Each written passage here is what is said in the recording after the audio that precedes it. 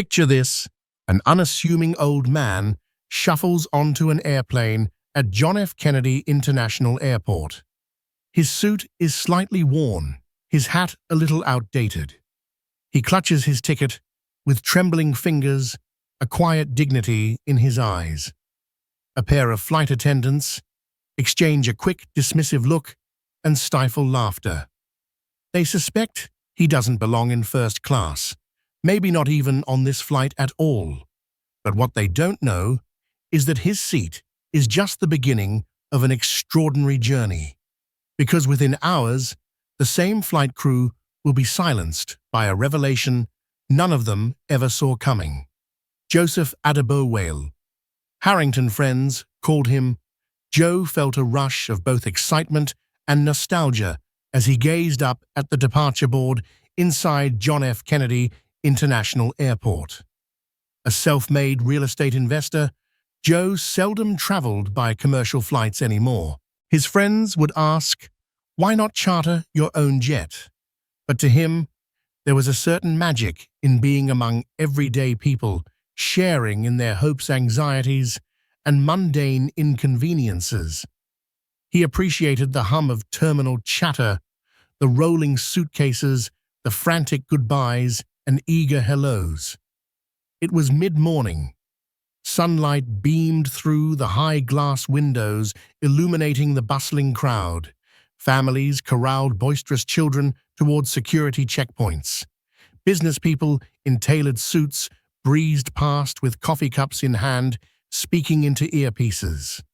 And Joe, wearing a simple tan suit that had seen better days, found himself lost in memories. Once decades ago, he'd walked these halls as a young father, pressed for time, carrying all his family's luggage in one go. And even before that, in his youth, he remembered standing on a different continent, entirely dreaming of opportunities. Now, in his 70s, Joe's back was not as straight as it once was, but his mind was sharper than ever. He had done well in life, very well, if one measured success by finances, but he'd never let the trappings of wealth consume him. Slipping on his reading glasses, he double-checked his first-class ticket to Los Angeles flight MJB 1047, Gate 33. A slight grin tugged at his lips. First class, he thought, amused. Some habits did change with time. When you got older, a bit of comfort in the sky certainly helped. He patted his breast pocket, ensuring the letter he carried was still there. It was from an organization called the Harrington Global Scholarship Fund, his creation confirming that one of his philanthropic endeavors had found the perfect new group of recipients in California, young, bright dreamers seeking college educations. Joe planned to announce an even larger donation once he arrived. As he neared his gate, he spotted the plane through the windows. The fuselage gleamed under the morning sun. The airline's name was embossed in bold letters, exuding promises of comfort and style. Mid-jet blue, not the biggest airline, not the smallest, middle of the road. Joe had chosen it for sentimental reasons rather than brand fame. Years ago, a flight on mid-jet blue had unexpectedly propelled him toward the best real estate deal of his career. He had struck a conversation with a seatmate who introduced him to West Coast developers. The rest was history. But now he noticed just something else. At Gate 33, two flight attendants huddled together, whispering and giggling. Normally, he would have paid them no mind. Airport employees often joke around, but their eyes were unmistakably locked on him. He heard the words "ticket" and "upgraded by mistake," then stifled laughter.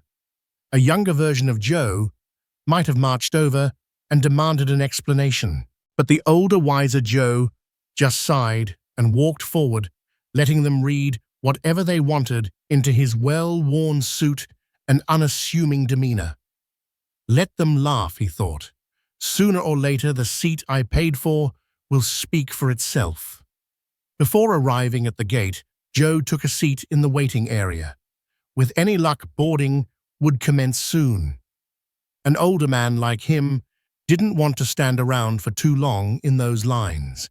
He placed his leather carry-on by his feet, thinking back to where he had come from, both literally and metaphorically.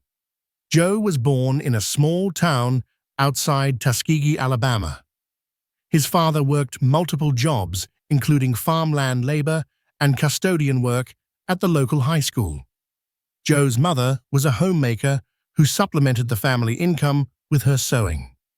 They lived paycheck to paycheck, but their little household thrummed with love and resilience. When Joe turned 15, the civil rights movement was roaring to life.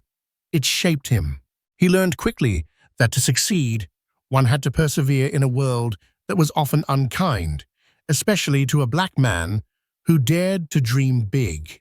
He learned to work hard, keep his head high, and never let anyone make him feel less than. Eventually, he excelled in math and earned a scholarship to a community college. There, he discovered a particular fascination for business.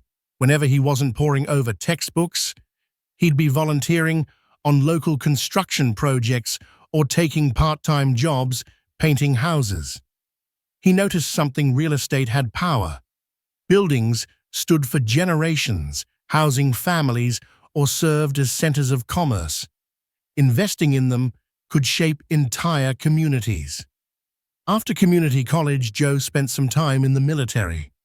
Though those years were challenging, he saw that disciplined leadership and determination could catapult a person to achievements they never dreamed of. Once he got out, he poured his savings into a small duplex that he renovated mostly by himself. It was quite a gamble, but that first duplex turned a profit faster than he imagined. Encouraged, Joe reinvested. Over time, with patient strategy and an eye for undervalued properties, he became a real estate magnate. The name Harrington eventually became associated with wise investments and philanthropic outreach. He never abandoned his roots, though. He gave back whenever he could.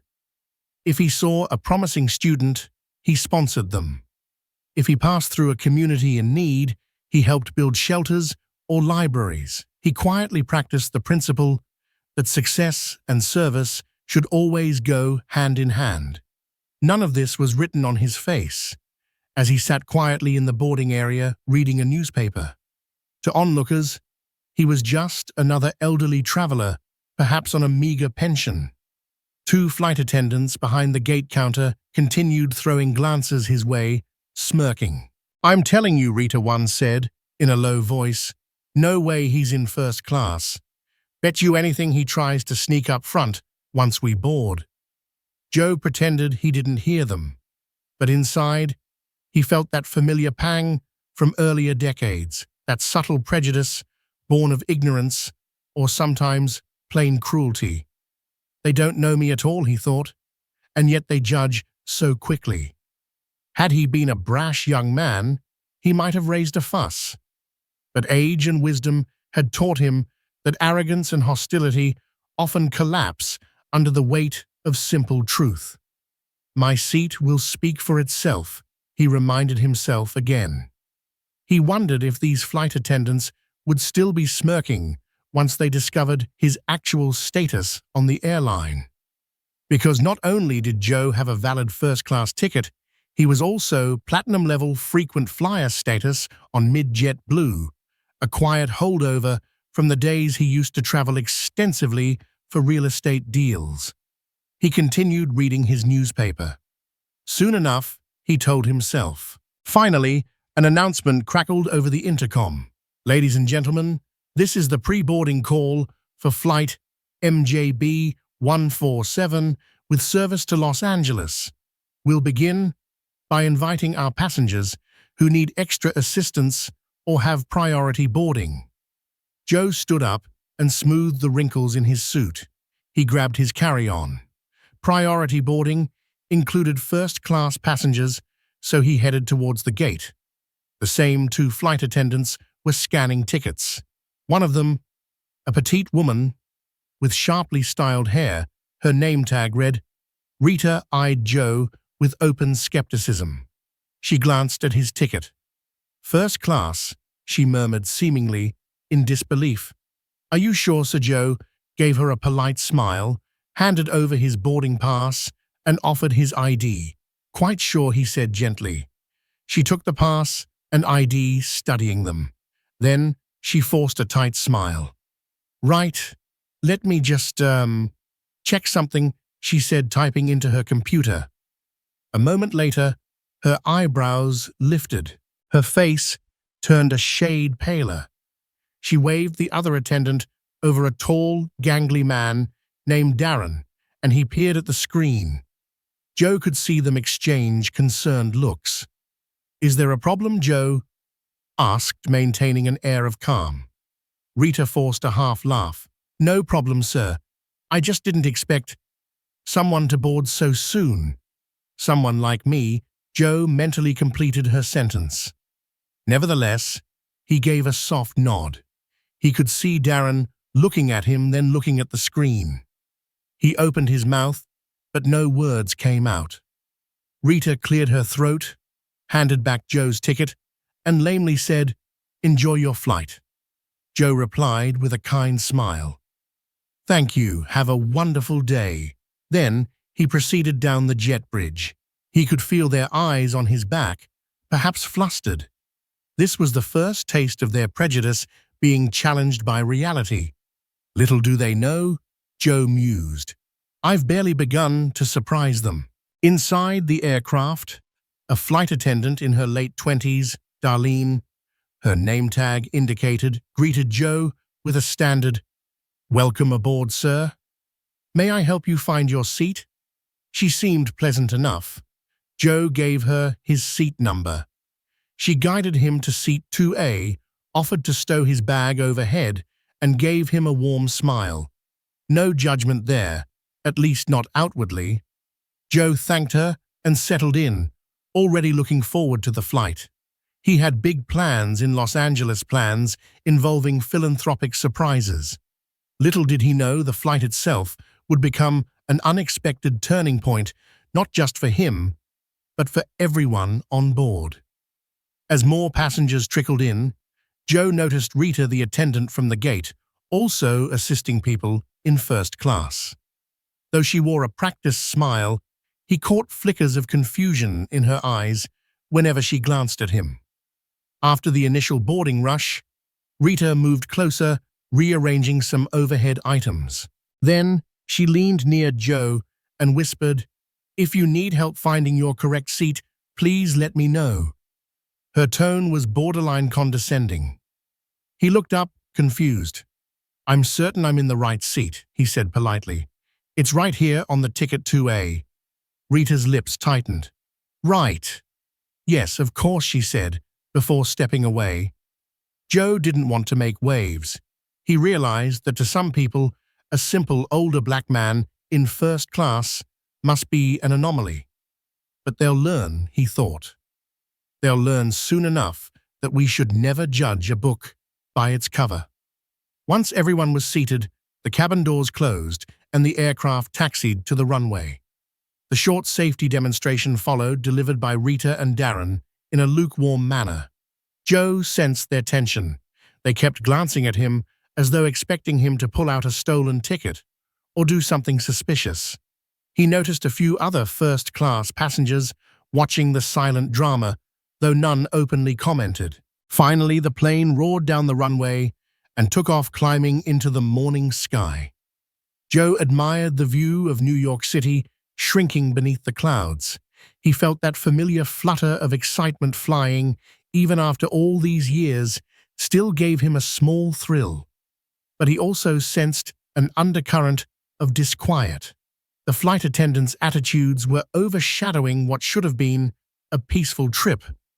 When the seatbelt sign turned off, Rita rolled out the beverage cart to first class. She attended to the row ahead of Joe, first offering complimentary drinks and menu options. Then she stopped at Joe's seat. "Something to drink, sir?" she asked, her voice neutral, eyes flitting between Joe's face and the ticket stub still on his armrest. He handed it to her again, just in case she still doubted. She looked at it briefly, then turned her attention back to him.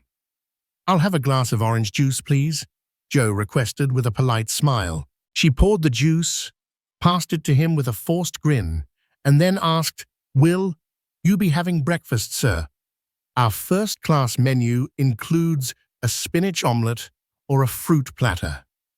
Joe gave a small nod. "The omelette sounds lovely." Rita scribbled on her notepad. A moment later, Darren, the tall attendant from earlier, moved beside her and muttered something Joe couldn't quite make out. Rita frowned, then turned back to Joe. "Please excuse us for a moment," she said tersely, before guiding the cart away. This exchange left Joe unsettled. "They're acting like I snuck on board or something." He sighed, shaking his head.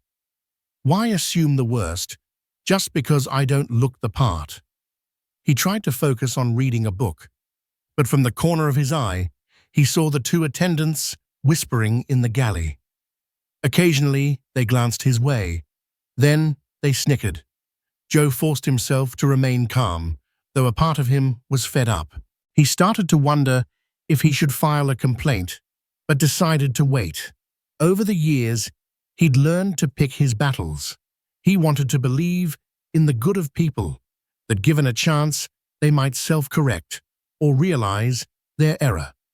When breakfast arrived, brought by Darlene, who still seemed pleasant, Joe thanked her. The omelette was surprisingly good. He tried to let the savory food calm him. Despite the tension, he was traveling for a good cause. He told himself not to let a couple of narrow-minded attendants mar his day. Yet the drama was far from over. Rita and Darren were preparing to deliver another blow of humiliation, this time in front of the entire cabin. Midway through the flight, Joe stood up to stretch his legs. He made his way to the restroom near the front of the first-class cabin. But as he exited, Rita was waiting, arms crossed over her uniform.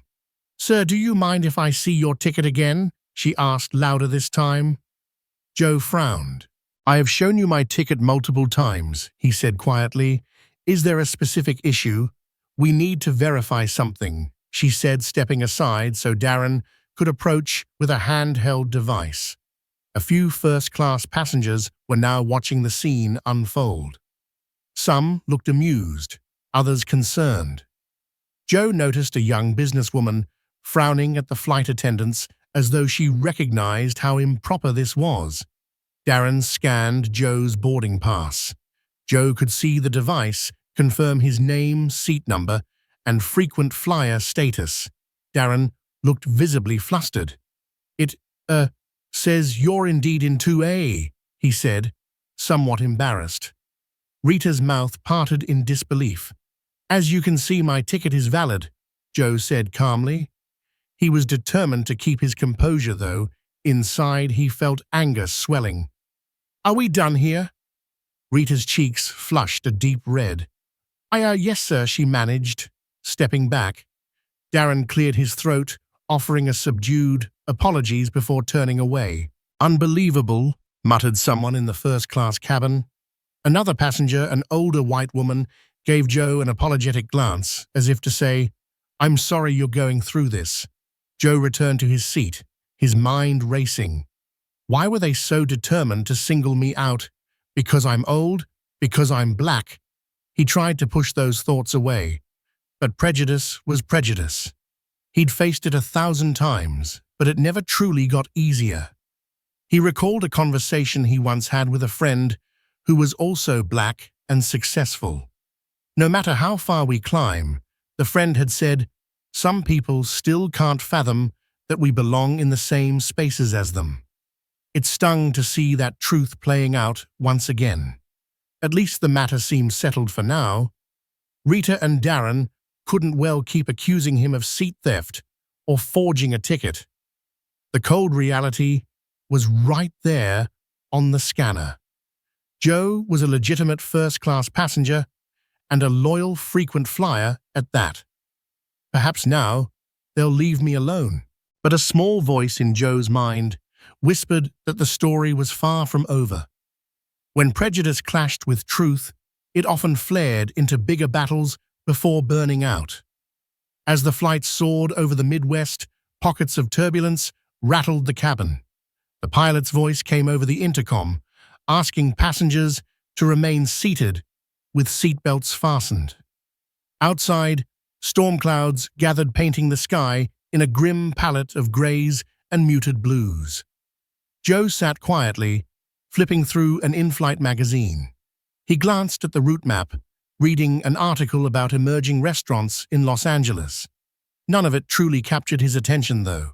His mind kept circling back to the humiliating confrontation with Rita and Darren. But then a jolt of turbulence made the plane shudder violently. A few passengers yelped. The seatbelt sign chimed. Even Joe gripped his armrest. He felt his heart thudding in his chest. Fear was an old companion whenever the skies turned rough. Darlene, the friendly attendant, came on the PA. Ladies and gentlemen, the captain has asked everyone to return to their seats and remain buckled. We're experiencing moderate turbulence. Please comply for your safety. The beverage carts rattled dangerously in the galley, forcing Rita and Darren to secure them quickly. For a few moments, it seemed the entire cabin forgot about anything but the roiling air. Joe tried to remain calm, inhaling deeply and exhaling slowly. "This will pass," he reassured himself. Sure enough, after about 15 minutes of tense shaking, the plane found smoother air. The pilot's calm voice returned. "We've cleared the worst of it, folks. We do anticipate some more bumps ahead, but nothing like what we just experienced." The tension in the cabin noticeably lifted. People resumed quiet conversations. Babies stopped crying, flight attendants unbuckled to check on passengers. It was in these moments, when life itself felt fragile, that Joe often pondered how fleeting prejudice could be. In turbulence, we're all just humans hoping to land safely. The respite from drama didn't last long. Out of the corner of his eye, Joe spotted Darren standing near the galley, talking to someone in a pilot's uniform, maybe a relief pilot or an off-duty pilot hitching a ride.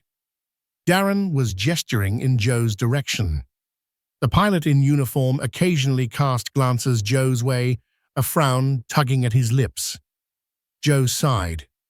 "I just want to get through this flight in peace." He was about to plug in his headphones when Darren approached once more, a subtle sheen of perspiration on his forehead. "Excuse me, Mr. Harrington," he asked, reading the name from the passenger list. "Mr. Harrington, that was new." He dropped the condescending tone at least. "Yes." Joe met his gaze calmly. Darren shifted his weight. "We, have a bit of a seat discrepancy. Another passenger claims they purchased the seat next to you." He glanced down at a piece of paper in his hands. Joe raised an eyebrow.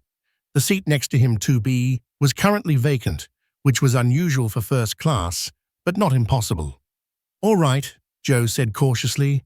"What does that have to do with me?"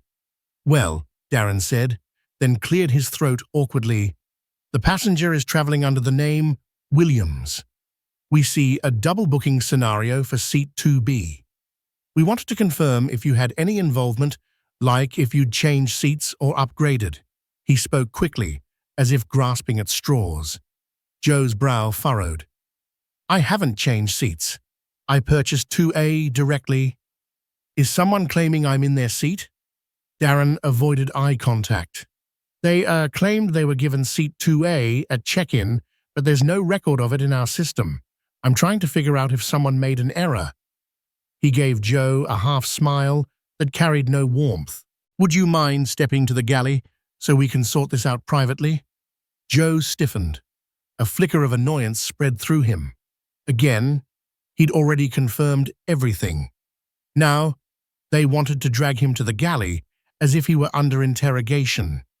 But something in Darren's voice suggested there was more going on. Joe decided to comply calmly. hoping to avoid another public spectacle. Certainly, he said. He followed Darren to the small kitchenette area at the front of the plane near the cockpit door. Rita stood there, arms folded, and behind her, a tall man in a pilot's uniform, Captain Tom Buckley, according to his name tag. He seemed older, mid-50s, with salt and pepper hair and a no-nonsense expression. Joe felt his stomach sink. Why is the pilot involved in a simple seat discrepancy? The cramped galley offered little space to stand. Joe positioned himself near a jump seat, arms by his sides, maintaining composure. Rita and Darren stood on either side of him. Captain Buckley lingered a step behind them, his arms folded as if overseeing the conversation. Rita spoke first, her tone borderline accusatory. "Sir, we're trying to clear up some confusion about a double-booked seat. A passenger named Mr. Williams insisted he bought seat 2B. But we found no record in the system. Now he claims you might have." She paused, seeming to weigh her words, "swapped or tampered with seat assignments." A pulse of irritation flared in Joe's chest. "Tampered with seat assignments," he echoed. "That's absurd. I showed you both my ticket. Seat 2A. There's no reason to involve me in 2B's booking." Captain Buckley stepped forward, voice quiet but firm. "We have to follow all leads when there's suspicion of wrongdoing." He gave Joe a cool once-over. "Apparently, Mr. Harrington, your presence has sparked some questions among the crew." Joe clenched his jaw, striving to keep a calm demeanor. He understood coded language when he heard it. My presence has sparked questions. In other words, they found him suspicious for existing in first class while black and old. He inhaled, letting the oxygen feed his determination.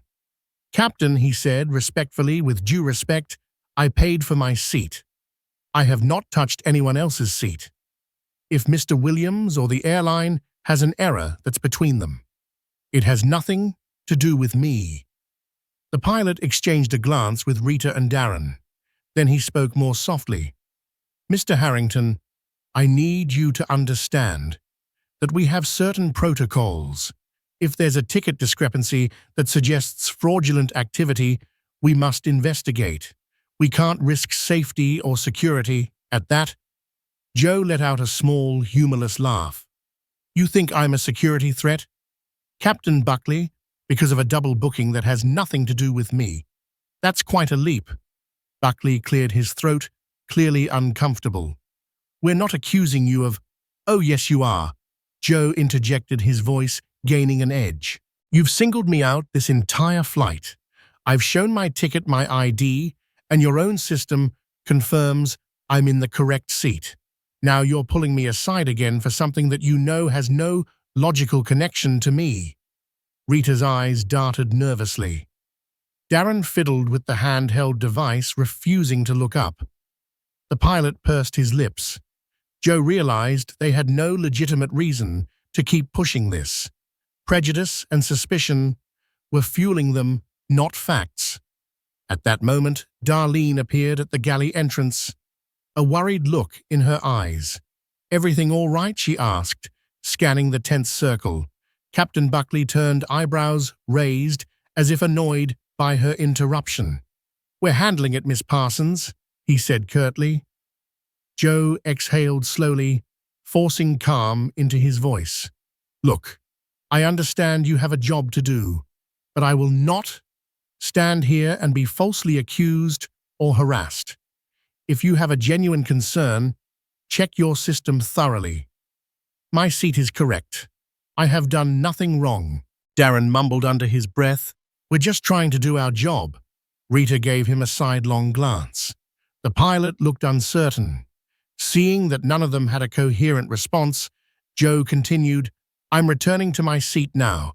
Unless you plan to remove me from this flight for no valid reason, let's end this nonsense." He turned, giving them a chance to speak up if they intended to stop him. None did. So he walked away, his head high, ignoring the pounding of his heart. They'd turned a peaceful flight into a confrontation, but he refused to cower or shrink. Enough is enough.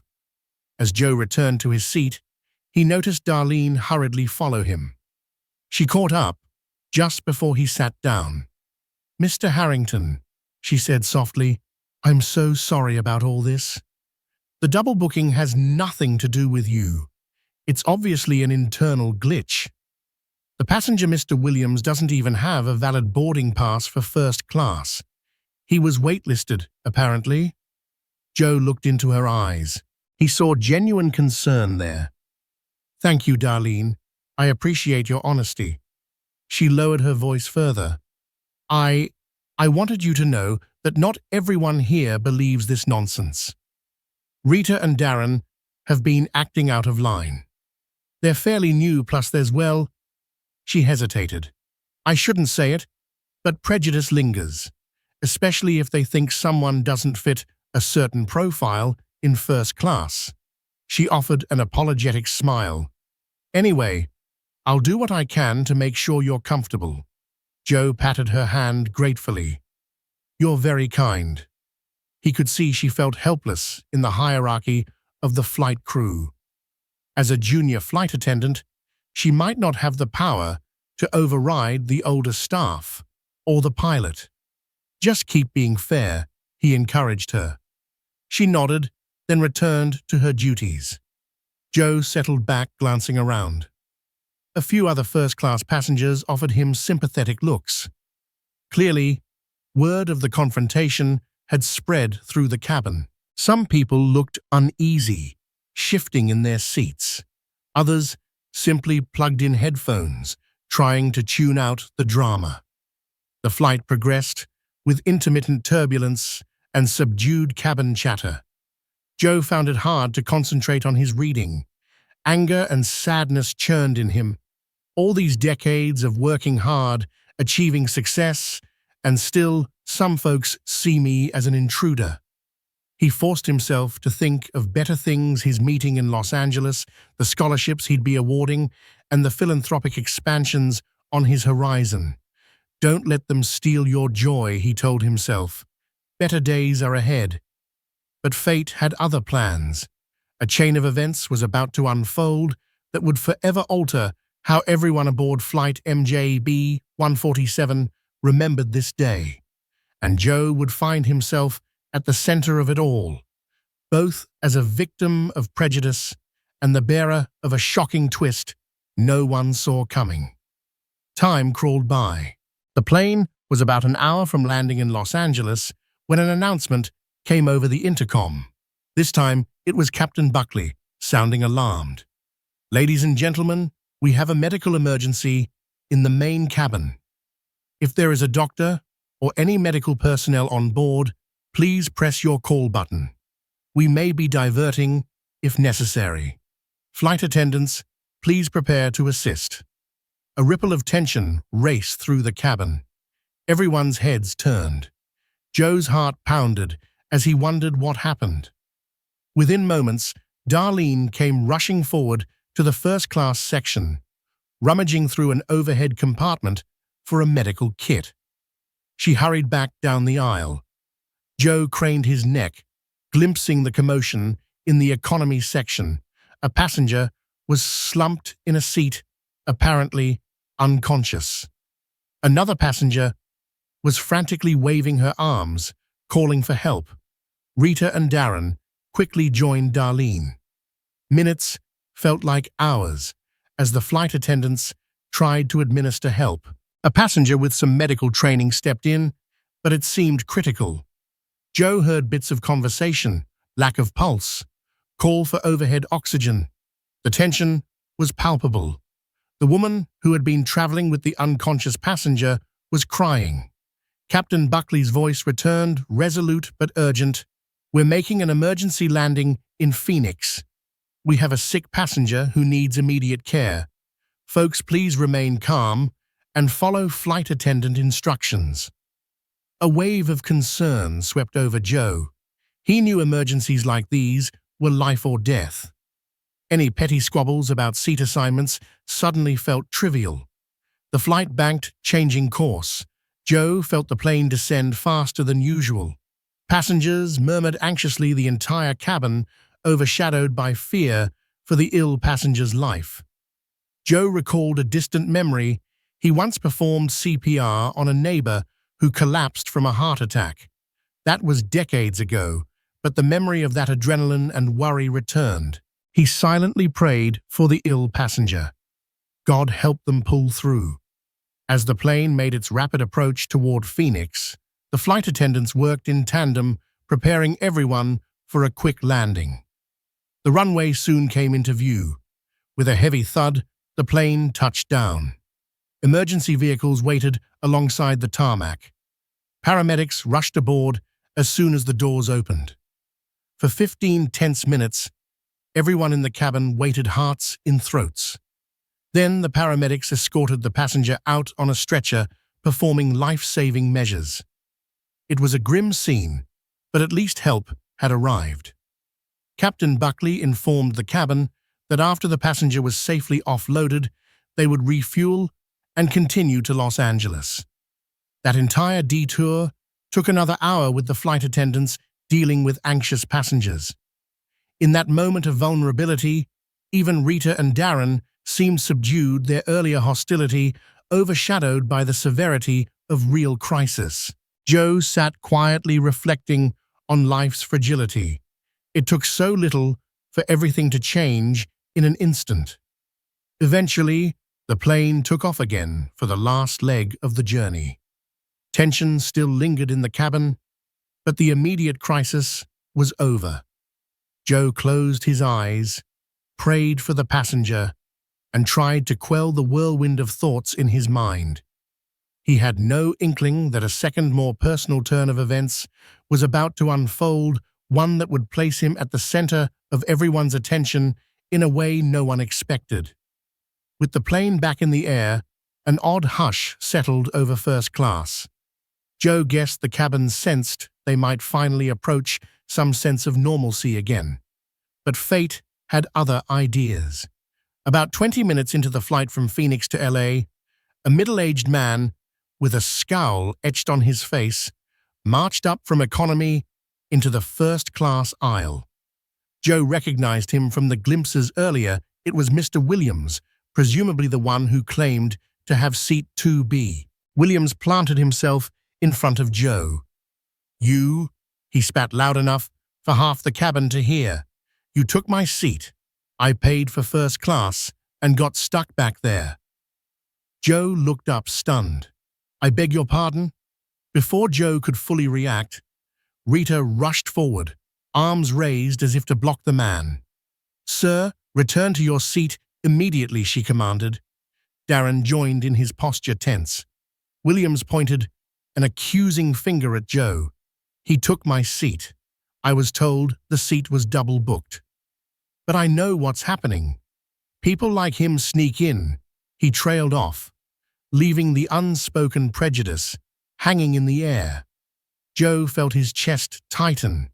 Again, with this nonsense, Rita tried to hustle the man away, but he shoved her aside, not violently, but forcefully enough to create more of a scene.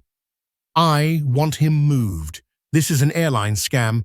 Where's the manager or the pilot?" Several first-class passengers gasped. The older woman from earlier exclaimed, "This is ridiculous." Another passenger told Williams to calm down. The uproar attracted Captain Buckley, who stormed down the aisle from the cockpit area. "Sir, you must return to your seat," he demanded. But Williams was having none of it. He glared at Captain Buckley, then at Joe. "I want a refund. I want an apology. This entire flight is a joke. I was guaranteed a seat in first class, and this man is clearly not supposed to be here." He sneered at Joe's worn tan suit. In that tense standoff, time seemed to slow. Joe looked around, noticing the shock and disbelief on other passengers' faces. He took a deep breath and rose from his seat. "Calm down," he said, voice steady but firm. "I understand you're upset, Mr. Williams, But I have a right to be here. I didn't take anything from you. I purchased seat 2A. The airline will have to compensate you if they made an error with your seat, but compensate me? Williams repeated, his face contorting with anger. You should be thrown off the plane for seat theft. And all of you, he gestured at the flight crew, are incompetent.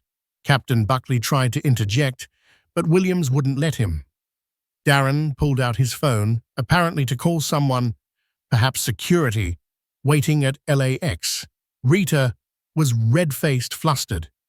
Darlene hovered near the back of first class, looking anguished. Joe felt a swirl of emotions, anger, humiliation, pity. Then, in the corner of his eye, he noticed a fellow passenger filming with a smartphone. This was turning into a spectacle, possibly bound for the internet within minutes. He closed his eyes for a heartbeat, collecting himself. Enough. Then, looking straight at Williams, Joe said quietly, "You think I can't afford this seat? You think I don't belong here? That's all this is about, isn't it?" Williams opened his mouth, stammering, Joe continued, "Let me show you something." He reached into his jacket pocket, pulling out a small black leather folio where he kept business cards and some of his philanthropic documents. With calm deliberation, he produced a card. On it, in raised lettering, read Joseph A. Harrington, Chairman, Harrington Real Estate and Development. Below it, a brief mention of the Harrington Global Scholarship Fund. He handed the card to Williams. "I've flown first class plenty of times, sir. I've paid for it with my own hard-earned money.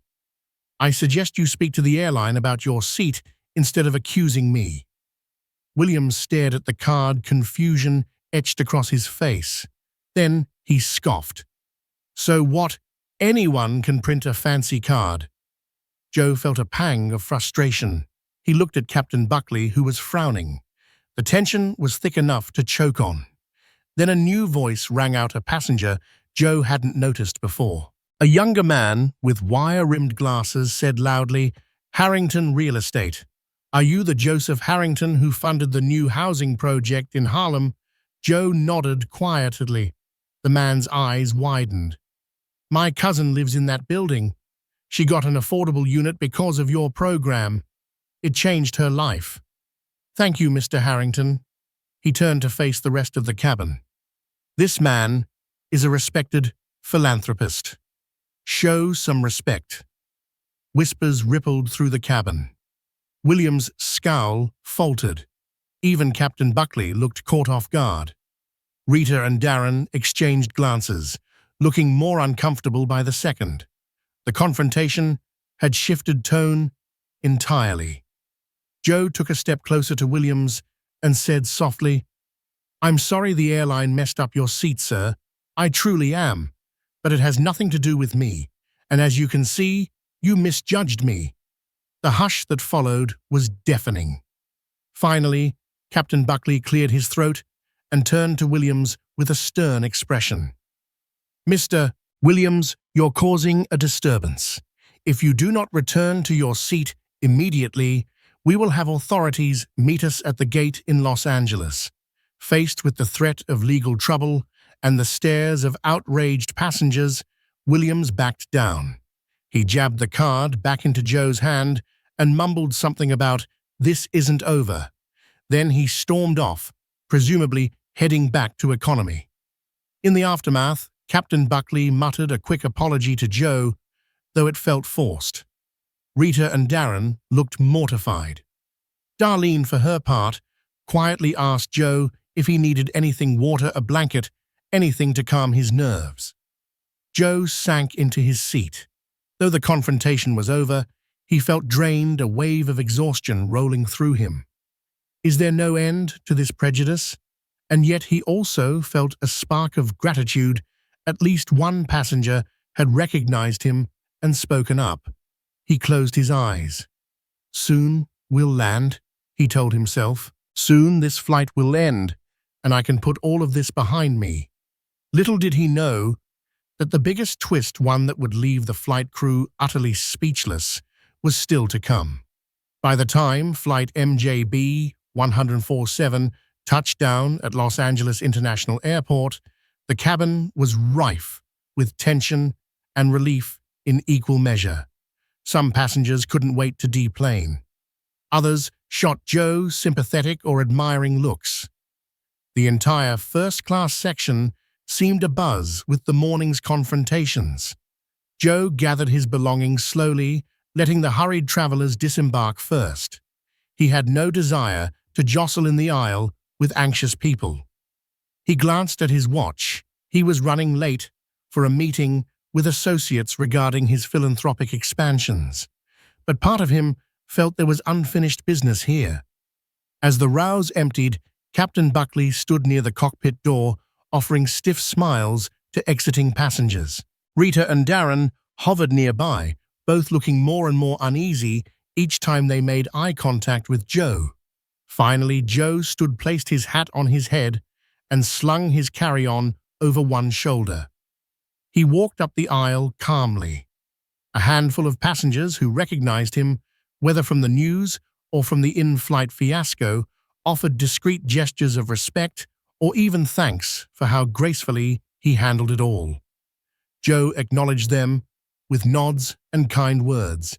When he reached the front of the plane, Joe faced Captain Buckley, Rita, and Darren. He set down his bag. With measured composure, he said, "Captain Flight Attendants, I want to thank you for a flight that was certainly memorable. I also want to say that I hold no ill will despite the prejudice I faced. I hope you'll remember this day and act differently in the future, treating all passengers fairly and with respect." Rita looked away, her cheeks coloring. Darren bowed his head slightly. Captain Buckley cleared his throat. "Yes, Mr. Harrington, we apologize for any misunderstanding." Joe gave them a thin smile. "I appreciate that. Now, if you'll excuse me, I have a meeting to attend." He paused. "Actually, you might find this interesting. My meeting today is with the board of JetBlue's parent company." He paused for effect regarding a prospective investment. Captain Buckley blinked, startled. Rita and Darren exchanged alarmed glances. "Parent company," repeated Darren weakly. Joe nodded. "Yes. Harrington Real Estate and Development is exploring the possibility of buying a significant stake in JetBlue's fleet, possibly even acquiring a plane or two specifically for philanthropic charters." He tapped his chin thoughtfully. "Our philanthropic wing wants to sponsor flights for underprivileged youth to attend educational conferences. Imagine that." He offered a polite shrug. "I may be old-fashioned, but I like to see the realities of service before finalizing business deals." So in a way, this flight was quite informative. A stunned silence fell over them. Captain Buckley's jaw slackened. Rita seemed momentarily speechless, her eyes darting to the side. Darren swallowed hard, looking like he might faint. Joe continued, "I'm going to share my in-flight experience with the board. We'll see how that impacts the investment negotiations." He studied their faces, letting the weight of his words sink in. "Let's just say, you never know who's on your plane." He offered one last nod, then turned on his heel and stepped off the aircraft. He could almost feel the shock rolling off them in the waves. As he entered the jet bridge, Joe heard excited murmurs from other passengers behind him, some who'd overheard the conversation. A slight smile tugged at his lips. He wasn't seeking revenge. He simply wanted them to understand the consequences of prejudice. Karma, in one sense, had come full circle. Outside, the sun bathed LAX in golden light. Joe inhaled the West Coast air, feeling a surge of renewed energy. Yes, he thought, "I'm done letting them define me." He had business to attend to, business that could change the airline's future should he decide it was worth the investment. A short time later, Joe sat in a sleek black sedan arranged by his associates, driving away from the terminal. He gazed at the plane he'd just exited. Who knows? He mused silently. Perhaps in a few weeks, that aircraft or one like it might belong to my philanthropic foundation. And he smiled, wondering if Rita Darren and Captain Buckley realized the difference a little kindness might have made. 2 weeks had passed since that unforgettable flight MJB 147. But for Joseph Harrington, its lessons had only begun to bear fruit. In a sleek glass tower overlooking downtown Los Angeles, Joe sat at the head of a long mahogany conference table flanked by legal advisors, financial strategists, and executives from JetBlue's parent company. The air buzzed with anticipation as contracts changed hands. When Joe's fountain pen finally touched paper, it wasn't just a signature, it was a statement. The deal was finalized. Joe Harrington, through Harrington Real Estate and Development, now held a minority stake in the airline. More importantly, he had secured ownership of 2 planes dedicated for a philanthropic division focused on providing air travel for underprivileged youth scholars and disaster relief missions. His nonprofit foundation would operate them under a new initiative, Flight Forward. As the room erupted in handshakes and polite applause, Joe allowed himself a moment of quiet reflection. It wasn't about ego, it was about purpose. What had started as a humiliating, racially charged experience had transformed into something constructive, something that could lift others far beyond what he himself had endured. He thought back to the cabin of Flight MJB 147. The looks, the whispers, the cruel assumptions, Rita's icy doubt, Darren's dismissive glares, the outburst from Williams, all of it had shaken him, but none of it had broken him. And now here he was not just owning his story, but helping rewrite the narrative for others who looked like him, others who were still judged before they spoke or dismissed before they sat down. A few days later, a confidential memo circulated through JetBlue's internal employee network. Subject: mandatory policy, update passenger, respect and inclusion. The cabin and ground staff are required to undergo advanced diversity, equity and inclusion training with a renewed emphasis on dignity, professionalism and de-escalation. Staff who display discriminatory behavior will face immediate review. While the memo didn't mention Joe by name, insiders within the company knew exactly what had triggered it. Whispers traveled quickly. There were rumors that Rita and Darren had been reassigned to non-passenger duties pending investigation. Some speculated they'd be let go entirely if additional complaints surfaced. But Joe wasn't seeking retribution. What he wanted, what he needed, was change. Meanwhile, his philanthropic arm expanded swiftly. In Los Angeles, he personally awarded scholarships to 32 new students, many from underserved communities who would be the first in their families to attend college. Cameras flashed as he posed with the recipients, but Joe's mind was elsewhere. He was thinking about the future, more scholarships, more flights, more dignity for those so often overlooked. And the story had spread. Quietly at first, then virally. A journalist picked up the tale from a passenger who'd filmed the confrontation mid-flight. The headline read, "Man laughed at for boarding first class, buys the plane weeks later." It hit a nerve.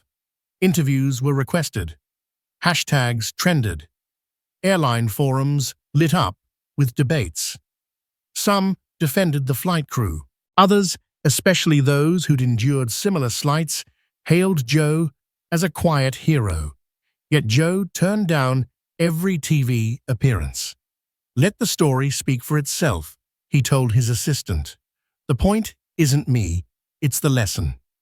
One afternoon, as Joe sat in his Pasadena office, surrounded by plaques of achievement and framed photos of scholarship recipients, his email chimed. It was from Darlene.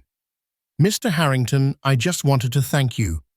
I have worked with JetBlue for almost 3 years, and what I saw on that flight shook me. But your grace in how you handled it inspired me. I have decided to apply for the company's leadership development program. I want to be part of the change from the inside, not just for me, but for the next Mr. Harrington who walks down the aisle. You showed me that courage doesn't have to be loud, it just has to be real. Thank you for being real. Sincerely, Darlene Parsons. Joe read the message twice, then leaned back, emotion warming his chest. He had fought back against bigotry in a way that left no scars, only echoes of change. It wasn't about vengeance, it was about legacy. Later that week, a framed sign was quietly installed in JetBlue's LAX executive lounge. At the bottom, a simple inscription, "Integrity travels farther than appearances." In honor of Joseph A. Harrington, Joe didn't ask for it. He didn't even know about it for weeks. But when he finally saw it, while boarding a routine business flight months later, he smiled and whispered under his breath, "Mama, we made it."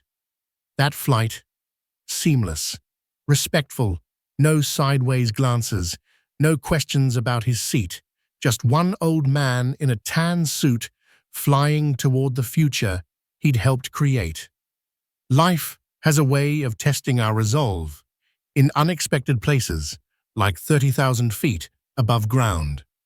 Joseph Harrington's journey on flight MJB 147 began with ridicule and prejudice, yet it ended with him steering an entire airline toward a more inclusive path.